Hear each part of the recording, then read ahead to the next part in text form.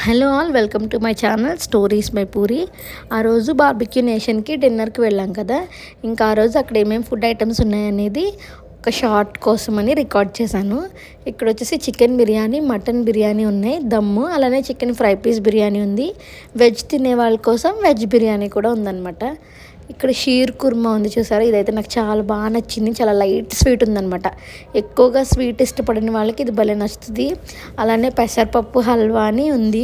మా మమ్మీ పెసరపప్పు హల్వా అలానే సేమ్ ఇలానే చేసి దీంతో చంద్రకాంతలు చేస్తారు. చాలా బాగుంటుంది. ఎప్పుడన్నా మీకు పోస్ట్ చేస్తాను. ఇంకా కిడ్స్కి అయితే కావాల్సిన డెజర్ట్స్, ఇంకా పానీపూరి అవి తినే వాళ్ళకి ఇష్టంగా వాళ్ళకైతే బాగా ఎంజాయ్ చేస్తారనమాట. పావ్ బాజీ ఇవన్నీ. ఇంకా వెజ్లో కూడా చాలా వెరైటీస్ ఉన్నాయి. కాకపోతే మోస్ట్లీ నచ్చకపోవచ్చు. మోస్ట్లీ ఎవరైనా నాన్ వెజే కదా ప్రిఫర్ చేస్తారు బయటకు వచ్చినప్పుడు. వెజ్లో ఆప్షన్స్లో కూడా కొన్ని టేస్టీగా ఉన్నాయి, కొన్ని ఏమో సోసోగా ఉన్నట్టు అనిపించింది.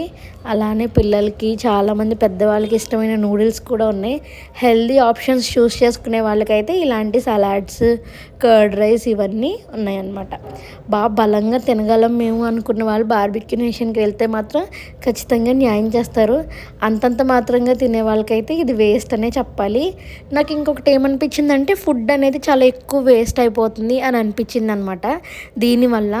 ఎందుకంటే అన్లిమిటెడ్ కదా, తెచ్చుకునే వాళ్ళు ఎక్కువ తెచ్చుకొని కొంచెం తినేసి పడేసి అలా అవుతుంది. ప్లస్ వీళ్ళు ఏంటంటే ప్రతి ఐటెం అడుగుతున్నారనమాట, టేస్ట్ ఎలా ఉంది ఏంటి అని. మనం బాగుంది అని చెప్తే ఓకే, ఏమైనా చేంజెస్ చెప్పామనుకో షెఫ్కి చెప్పి అది చేయించుకొని వస్తున్నారు. వచ్చినప్పుడు చాలా ఎక్కువ క్వాంటిటీలో తెచ్చేస్తున్నారు. అంతంత తినలేము కాబట్టి ఇన్ని ఐటమ్స్ మీద ఆబ్వియస్గా వేస్ట్ అవుతుంది.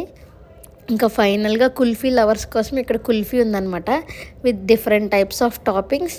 మొత్తానికి బాగా తినే వాళ్ళకైతే మాత్రమే బార్బిక్యూ నేషన్ బాగుంటుంది అనిపించింది. Thanks for watching. సబ్స్క్రైబ్ చేసేసుకోండి.